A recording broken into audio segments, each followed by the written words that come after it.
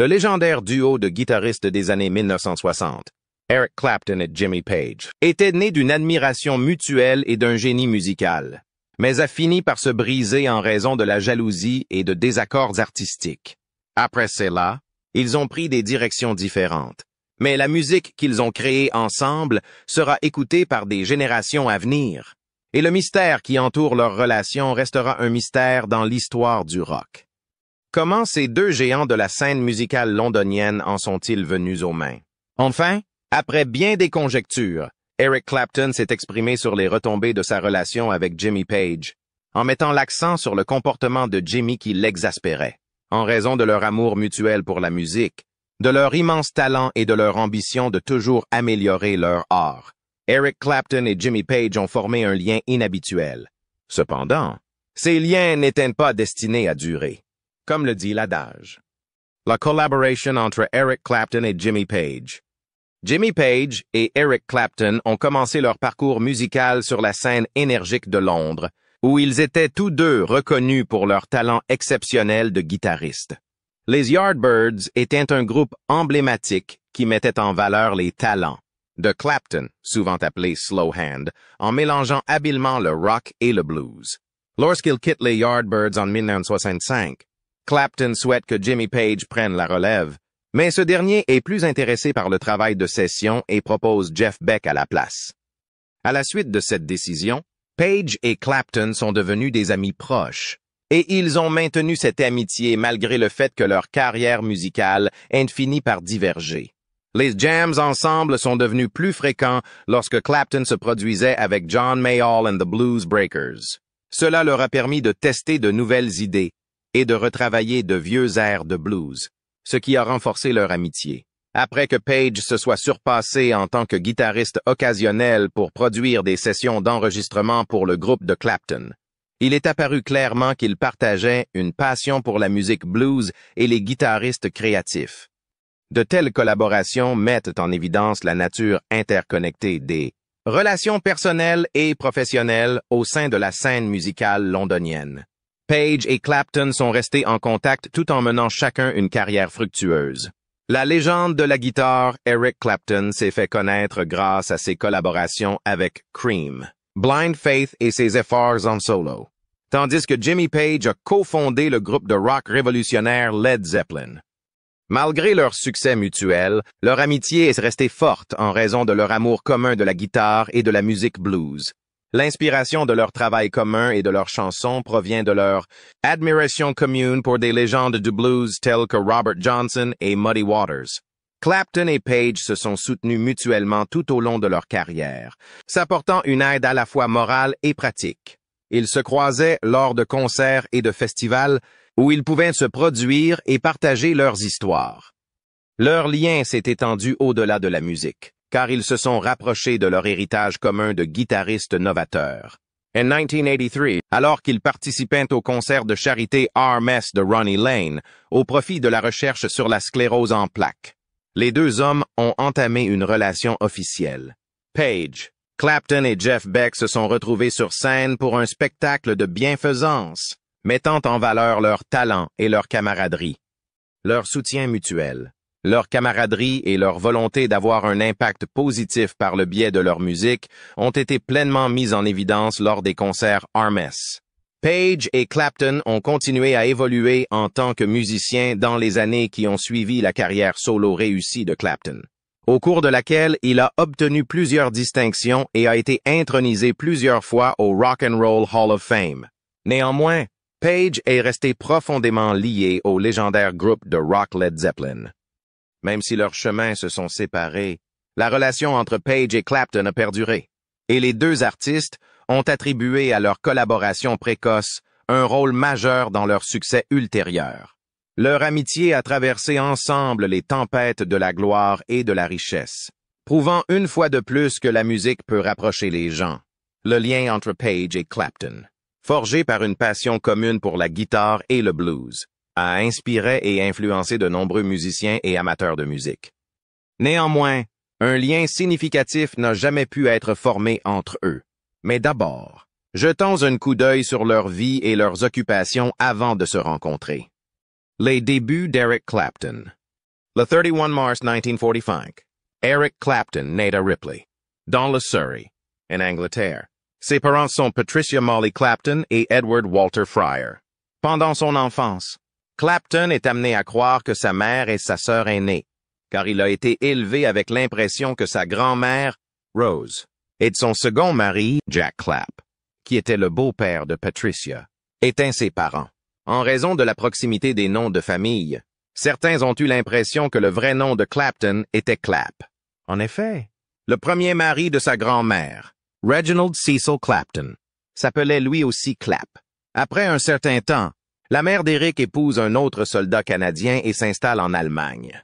Pendant ce temps, Eric reste dans le Surrey avec ses grands-parents, qui s'occupent de lui. L'un des cadeaux offerts à Clapton pour son 13e anniversaire était une guitare acoustique Hoyer fabriquée en Allemagne. Cependant, en raison de sa piètre qualité et des cordes en acier qu'elle comportait, elle s'est avérée difficile à jouer, ce qui a entraîné un désintérêt momentané pour l'instrument. Ce n'est que 2 ans plus tard, après avoir fait une pause, qu'il a repris la guitare et s'est mis à la pratiquer régulièrement.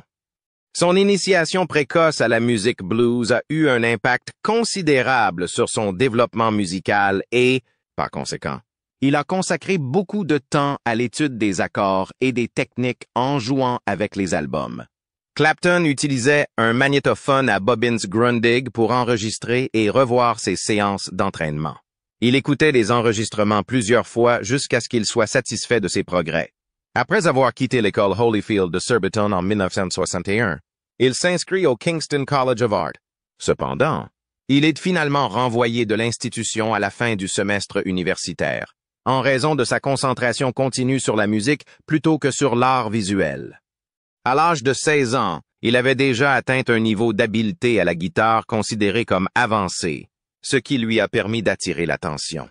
C'est à cette époque qu'il commence à se produire en tant que musicien ambulant dans différents endroits, notamment à Kingston, à Richmond et dans le West End. En 1962, il commence à se produire en duo avec un autre amateur de blues, Dave Brock, dans plusieurs pubs du comté de Surrey. À l'âge de 17 ans, il devient membre de son premier groupe, un groupe de rhythm and blues britannique connu sous le nom de Roosters.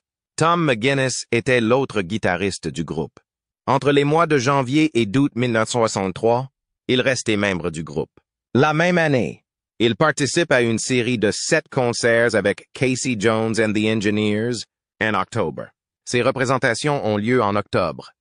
Ténor dans différents groupes musicaux avant de collaborer avec Jimmy Page. Les Yardbirds étaient un groupe de rhythm and blues qu'Eric Clapton a rejoint en octobre 1963. Il est devenu célèbre pour sa technique de guitare particulière, qu'il a puisé dans le blues de Chicago et dans les œuvres de musiciens légendaires comme B.B. King, Freddie King et Buddy Guy. Les Yardbirds ont acquis un public fidèle après avoir décroché l'engagement régulier des Rolling Stones au Crawdaddy Club de Londres. Ils avaient commencé à chanter des reprises de blues, rejoints par le légendaire artiste de blues américain Sonny Boy Williamson II lors d'une tournée en Angleterre. Leur base de fans, déjà considérable, explose. Un album commun est enregistré en 1963 à la suite de cette collaboration et est présenté au public en 1965. Lorsque Clapton doit changer de corde de guitare pendant un concert, la foule l'applaudit progressivement, ce qui lui vaut le surnom de Slow Hand, main lente, de la part du manager des Yardbirds, Giorgio Gomelski. À force d'y jouer, Clapton en est venu à considérer le Royal Albert Hall comme sa maison après son premier concert en décembre 1964. La composition For Your Love de Graham Gouldman donne aux Yardbirds leur premier grand succès en mars 1965. L'évolution du groupe vers un son pop plus commercial déprime Clapton, dont l'âme appartient au blues. Son mécontentement le pousse à quitter les Yardbirds le jour même de la diffusion de For Your Love. Clapton aurait pu partir, mais il a proposé Jimmy Page comme successeur possible. Cependant, la dévotion de Page à l'égard de Clapton l'amène à proposer Jeff Beck comme alternative. Après son départ des Yardbirds, Clapton se produit brièvement avec John Mayall and the Blues Breakers en avril 1965. Ils se séparent par la suite. Avec l'aide de Jimmy Page, il enregistre quelques chansons au cours de l'été, qui sortent sous le nom de All Stars. Plus tard, à la suite d'un terrible accident de voiture, Clapton se rend en Grèce avec un groupe appelé The Glands et joue avec un groupe grec. En octobre 1965, Clapton revient sur la scène du blues avec les Blues Breakers, consolidant son statut de premier guitariste de blues dans le monde des clubs. Ses contributions à l'album Far Blues Breakers, John Mayall with Eric Clapton, sorti après son départ du groupe en juillet 1966, ont encore renforcé son statut. Bien que Clapton ne soit pas à l'aise avec cette étiquette, qu'il perçoit plus comme un objectif que comme une réalité, le célèbre art de rue Clapton is God à Londres a été inspiré par son utilisation d'une guitare Gibson Les Paul et d'un amplificateur Marshall. Eric Clapton a quitté les Blues Breakers en juillet 1966 pour rejoindre le groupe révolutionnaire Cream, marquant ainsi le début d'un nouveau chapitre dans sa carrière musicale. Ce trio nouvellement formé, qui comprenait le bassiste Jack Bruce, le batteur Ginger Baker et le guitariste Eric Clapton, a jeté les bases du développement de Clapton en tant qu'artiste triple menace. Des jams de blues intenses et des solos de guitare gigantesques définissent les performances palpitantes de Cream, qui deviennent rapidement célèbres et cimentent la position de Clapton en tant qu'artiste légendaire. Dès leur première prestation au prestigieux National Jazz and Blues Festival, l'affiliation de Clapton à Cream l'a propulsé vers la célébrité, alors qu'il était relativement peu connu aux États-Unis avant de rejoindre le groupe. À cette époque, les talents exceptionnels de Clapton à la guitare commencent à être de plus en plus remarqués. Néanmoins, il doit faire face à des concurrents, tels que Jimi Hendrix, dont les techniques novatrices influencent grandement les activités ultérieures de Clapton. Lors de la première tournée américaine d'Eric Clapton et de Cream en 1967, Clapton dévoile au public américain la guitare Fool, symbole de l'ère psychédélique. La production à New York du deuxième album de Cream, Disraeli Gears, qui comprend les solos de guitare brûlants de Clapton, est un élément crucial de l'ascension du groupe. Parmi les premiers groupes de rock à mettre l'accent sur la musicalité et l'improvisation, Cream était un précurseur. Sunshine of Your Love at White Room, deux de leurs chansons les plus réussies, est un des indicateurs clairs de leur succès en tant que musiciens. Cependant, en 1968, Cream se sépare en raison de tensions croissantes, en particulier entre Bruce et Baker, de l'insatisfaction grandissante de Clapton et de l'influence de la musique de Big Pink. Badge, un single à succès auquel collaborent Clapton et George Harrison, sort sur leur dernier album, Goodbye. Cream s'est reformé pour deux concerts inoubliables qui ont captivé le public, l'un en 1993 et l'autre en 2005.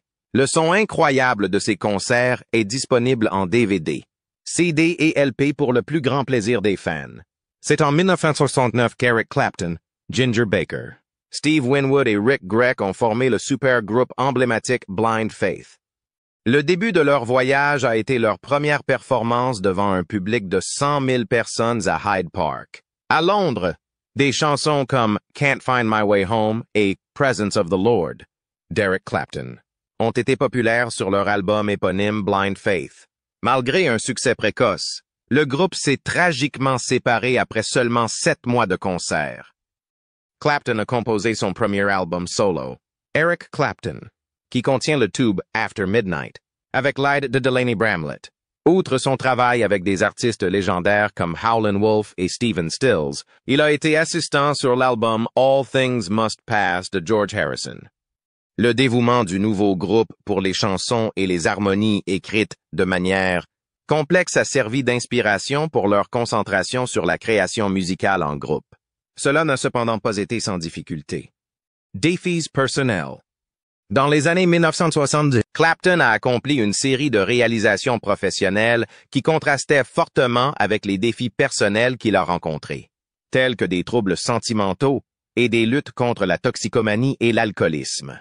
Clapton s'est retiré de la production musicale et des tournées pour chercher du réconfort dans sa maison du Surrey après la dissolution des Dominos, malgré son engouement pour Boyd et les conflits internes nés de son amitié avec Harrison.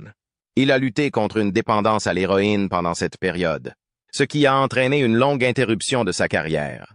Sa participation au concert for Bangladesh Benefit de Harrison à New York en août 1971 interrompt brièvement ce hiatus. Clapton termine sa prestation avec succès, malgré un malaise sur scène qui nécessite une réanimation. Pete Townsend des Who a organisé un concert de reprise pour Clapton au Rainbow Theatre de Londres en janvier 1973, qui a été baptisé The Rainbow Concert, pour l'aider à surmonter sa dépendance. Clapton a rendu l'appareil à Townshend en incarnant le prêcheur dans l'adaptation cinématographique de Tommy D's Who en 1975. Il est important de noter que, dans ce film, il porte une fausse barbe à la suite d'un désaccord avec le réalisateur concernant l'inclusion de séquences antérieures. En 1974, Clapton s'installe dans la résidence de Boyd, bien qu'il ne se marie qu'en 1969. Il a réussi à surmonter sa dépendance à l'héroïne. Bien qu'il ait commencé à consommer de l'alcool de manière plus intensive, il a formé un ensemble de tournées détendues comprenant des musiciens tels que Rattle, Terry, Sims, Oldacre, Elliman Levy. Sims est décédé en 2011 et Oldacre et Elliman étaient également impliqués. En 1974, ils collaborent pour créer 461 Ocean Boulevard, qui se caractérise par une réduction du nombre de solos de guitare et des chansons plus courtes. La reprise de I Shot the Sheriff est le premier succès de Clapton dans les hit parades. L'orientation musicale de l'album suivant, There's One in Every Crowd, est similaire. Les concerts de Clapton sont consolidés pendant cette période avec la publication de E.C. Was Here in 1975. Clapton a rencontré de nombreux obstacles, notamment la nécessité de modifier le titre original de son album, The World's Greatest Guitar Player, There's One in Every Crowd, afin d'éviter tout malentendu quant à son objectif satirique. Clapton est resté engagé dans l'industrie musicale, collaborant avec des artistes tels que Bob Dylan et le groupe sur des projets tels que No Reason to Cry et Slow Hand. Ces projets ont donné lieu à des succès tels que Wonderful Tonight et sa reprise de Cocaine de J.J. Cale. Clapton a été un visiteur spécial lors du dernier concert du groupe en 1976, qui a été filmé par Martin Scorsese dans The Last Waltz.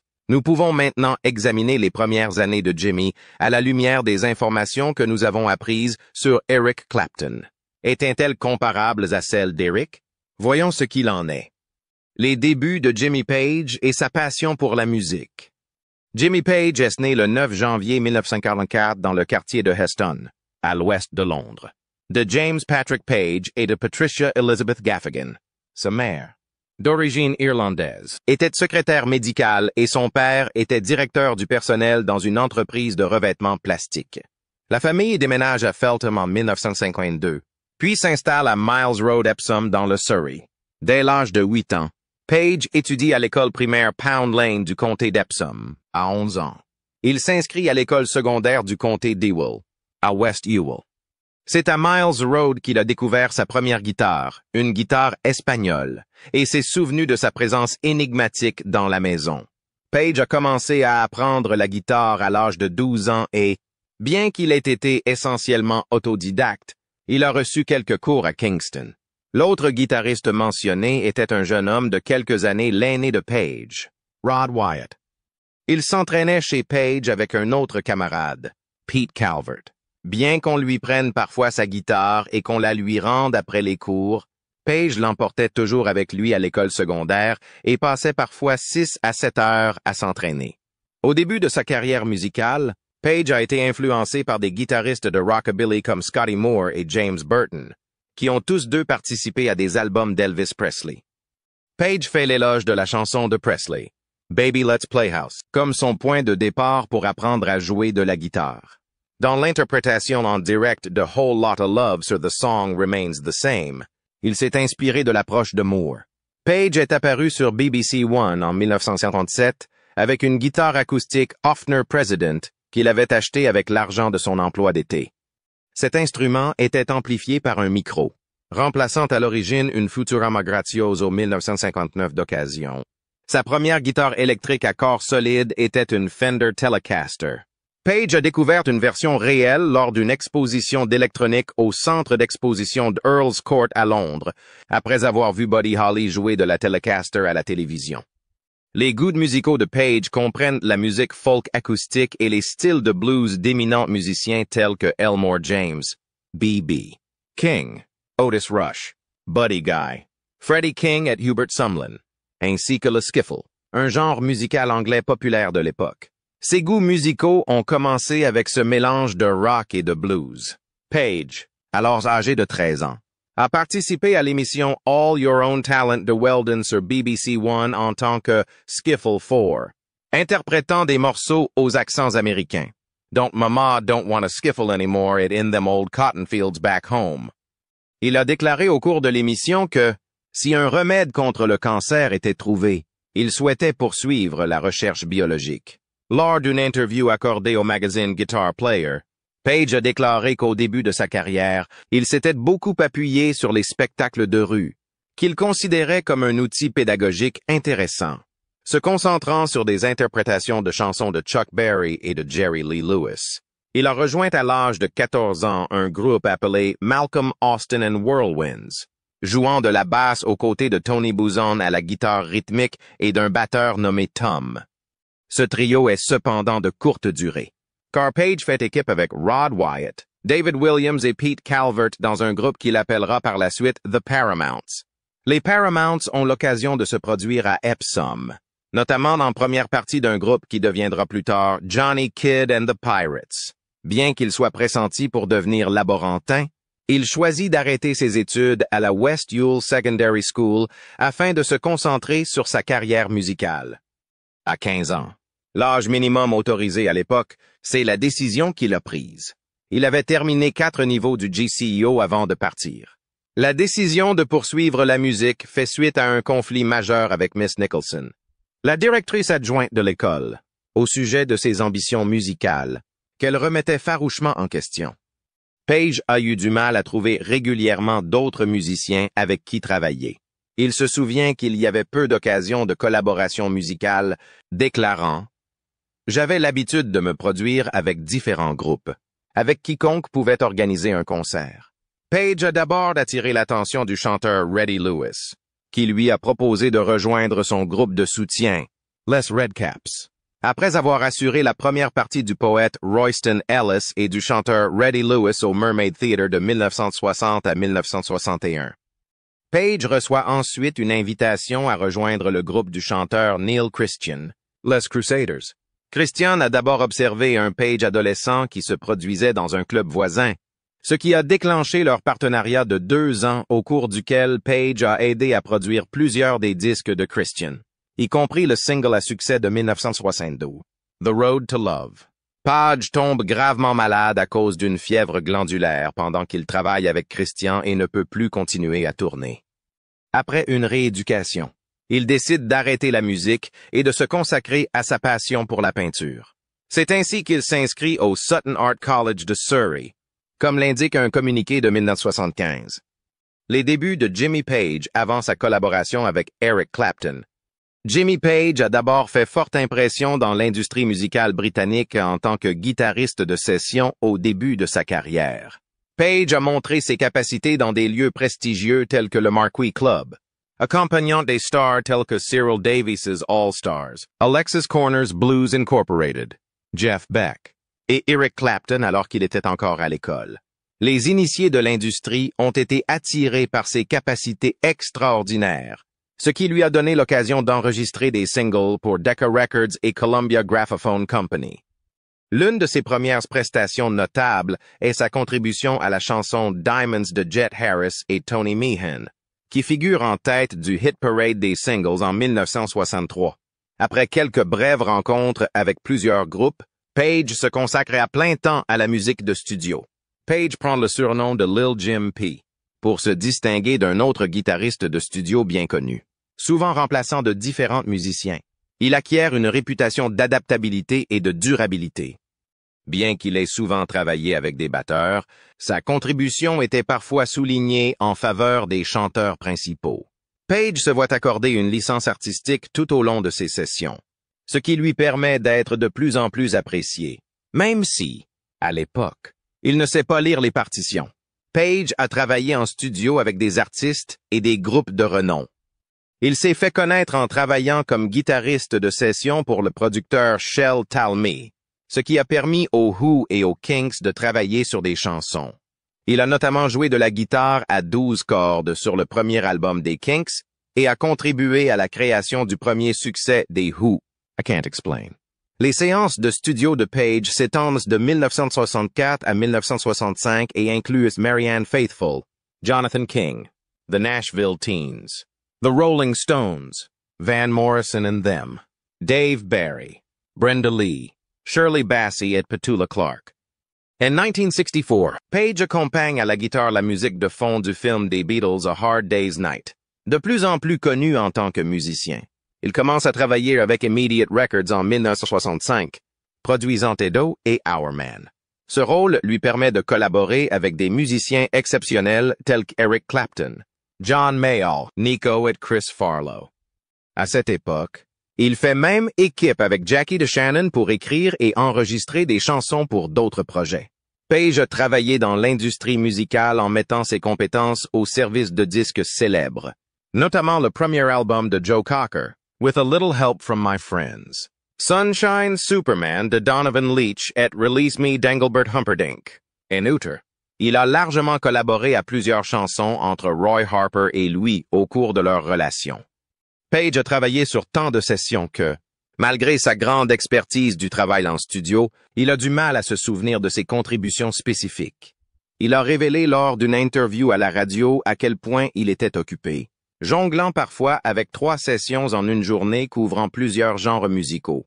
Bien qu'il n'existe que sur des enregistrements non officiels, plusieurs des premiers enregistrements de Page témoignent de sa grande influence dans le monde de la musique. Travailler sur des titres comme Scarlet et avec des artistes comme Keith Richards montre sa capacité à fusionner plusieurs genres et à ajouter une touche spéciale à de nombreux projets. Page a choisi d'arrêter les séances de travail dans les années 1960 en raison de l'évolution de la scène musicale, qui incluait progressivement des cuivres et des notes orchestrales. Page a gracieusement refusé de remplacer Eric Clapton dans le groupe The Yardbirds en 1964. Prouvant ainsi sa loyauté indéfectible envers ses collègues et le monde de la musique. C'est à ce moment-là que leur lien d'amitié s'est renforcé.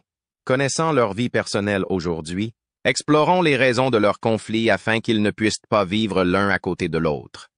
La rupture entre Eric Clapton et Jimmy Page. Au cours d'un épisode marquant qui concernait les disques sur lesquels Eric Clapton et Jimmy Page avaient travaillé ensemble, leur amitié a été mise à l'épreuve. Suite à l'intervention d'Andrew Lugg Oldham, le flamboyant manager des Rolling Stones et propriétaire d'Immediate Records, ces sessions, qui devaient initialement capturer leurs interprétations expérimentales de la musique blues, sont devenues un sujet de dispute. En utilisant les contrats que Clapton et Page avaient conclus avec Immediate Records, Oldham a pu contraindre Page à lui remettre les bandes. Oldham a ensuite modifié les bandes en y ajoutant des overdubs où 3 membres des Rolling Stones, dont Mick Jagger, jouaient de l'harmonica avant la sortie de l'album. Ce comportement a causé une énorme détresse à Clapton, qui pensait avoir été piégé par la commercialisation de ce qu'il considérait comme des sessions de jam intime. En conséquence, une rupture est apparue entre les 2 guitaristes, ce qui a eu pour effet d'introduire un sentiment d'hostilité dans leur relation jusqu'alors paisible. Malgré les retombées de l'incident d'enregistrement, Clapton et Page ont continué à interagir tout au long de leur brillante carrière. Ils sont apparus ensemble lors de divers événements, le plus notable étant le concert de bienfaisance de Ronnie Lane en 1983. Ce concert était organisé pour aider leur ami et ancien bassiste des Faces, qui avait été diagnostiqué avec une sclérose en plaques. D'autre part, les tensions persistantes provoquées par l'épisode d'Immediate Records ont jeté une ombre sur leur rencontre, ce qui a conduit les adeptes et les chroniqueurs à douter de la sincérité de leur lien. Page a déclaré à plusieurs reprises dans des interviews qu'il n'avait tiré aucun profit financier des enregistrements en question et qu'il était limité par les obligations qui lui étaient imposées par le contrat. Bien qu'il ait été tout autant victime des machinations d'Oldham que Clapton, il a exprimé des regrets à ce sujet et a attiré l'attention sur le fait qu'il avait été victime des machinations d'Oldham et qu'il n'avait pas été en mesure d'en tirer profit. Malgré cela, l'événement a marqué un tournant dans leur relation, la faisant passer d'un respect mutuel à une relation caractérisée par la suspicion. Bien que Clapton ait parfois reconnu leurs collaborations antérieures, il s'est montré plus réservé lorsqu'il s'est agi d'aborder l'incident. Cela indique que les blessures, bien qu'elles ne soient pas totalement cicatrisées, ne l'ont jamais été. Il est d'avis que l'intégrité de leur session expérimentale a été compromise par la commercialisation de leur musique, et il a exprimé son mécontentement à l'égard de cette approche à plusieurs reprises. Pour Clapton, ces disques représentaient un moment d'émancipation artistique, une rupture avec les productions structurées auxquelles il était habitué. Les voir modifiés à des fins commerciales a été ressenti comme une trahison de l'esprit créatif auquel il était habitué. Reflétant la dynamique générale de la scène musicale des années 60, marquée par la créativité, la compétitivité et la coopération. Leur lien, qui se distingue par une profonde admiration mutuelle et des désaccords intermittents, est le reflet d'une situation plus large. Outre la grande vigueur créative qui caractérise cette époque, celle-ci est également marquée par la pression de la reconnaissance et l'influence de puissants managers et maisons de disques, qui privilégient souvent le gain financier à l'authenticité artistique. Bien que les carrières de Clapton et de Page aient continué à s'épanouir au fil du temps, l'incident d'enregistrement a continué à être une source de nostalgie pour eux. Les deux guitaristes ont atteint un statut légendaire, Clapton étant reconnu en tant qu'artiste solo et Page s'imposant comme une figure fondamentale dans les annales de l'histoire du rock grâce à son travail avec Led Zeppelin. Néanmoins, l'ombre de la sortie imminente du disque réapparaissait parfois dans les discussions sur leur relation, rappelant que même les meilleures amitiés peuvent être mises à mal par les réalités commerciales de l'industrie musicale. Cependant, il y a eu des cas de réconciliation qui ont eu lieu malgré les tensions. Clapton et Page ont occasionnellement partagé la scène dans les dernières phases de leur carrière, démontrant que leur grande estime pour leurs talents respectifs persistait en dépit du fait qu'ils s'étaient auparavant livrés à de vifs désaccords. Leurs prestations communes, même si elles n'ont pas été constantes, ont servi de véritable rappel de l'alchimie musicale qui les avait initialement réunis. L'amitié entre Clapton et Page offre aux fans un aperçu fascinant de la dynamique personnelle de deux des guitaristes les plus importants de l'histoire des groupes de rock and roll. À la lumière des obligations que l'industrie de la musique impose aux artistes, cela met en lumière les défis auxquels ces derniers sont confrontés lorsqu'ils tentent de maintenir des liens personnels. Malgré le fait qu'il s'agisse d'une expérience difficile, l'épisode des cassettes n'a pas déterminé en fin de compte leur héritage. Il a plutôt apporté une couche supplémentaire de complexité à l'histoire de leur carrière. Si vous avez trouvé cette vidéo divertissante, cliquez sur le bouton « J'aime », abonnez-vous à la chaîne, puis passez à la